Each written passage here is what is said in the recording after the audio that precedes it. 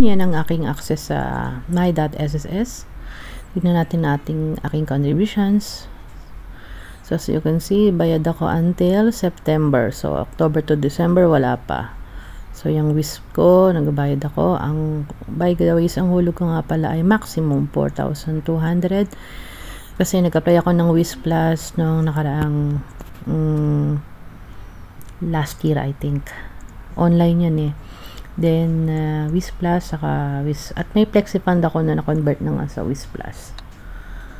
So, yun guys, yun susubukan nating generate ng PRN using my.sss. So, yan. Ang hulog ko nga pala sa WISP Plus ay 2.5 every month. So, 7.5 ang total. So, usually, so 4.2 times 3 times 3, diba? 12.6.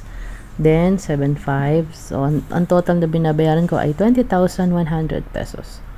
So, select lang natin yung 4.2. Then, yung month na from. Tapos, October to December.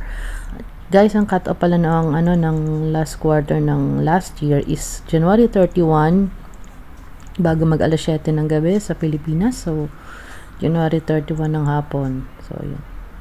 Sorry guys, medyo magulo-gulo lang yung pagta-type ko dyan.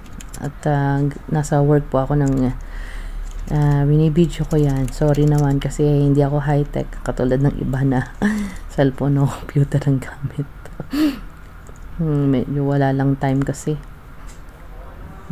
Bigla ko na naisip na i-share sa inyo. So, meron akong Word file dyan na ng mga nahulog ko sa SSS. So, yun. Print statement of account, copy-paste natin yan. So, yun ang PRN na kailangan nating ilagay sa apps na babayaran natin. So, yun nga. Guys, nagbabayad ako sa Maya or GCash, pwede din. So, yan. Pasok na dyan yung nulog ko. So, sa Maya ako nagbayad ng last quarter ko sa SSS. So, ang bilis, di ba? Pero, yung sa WISP Plus is, ayan, pasok na. Sa WISP ay hindi pa yata siya pasok. So, pero, kasi ilabas ko naman na tinatry yan. Pasok naman yan. Papasok yan. Baka na-delay lang.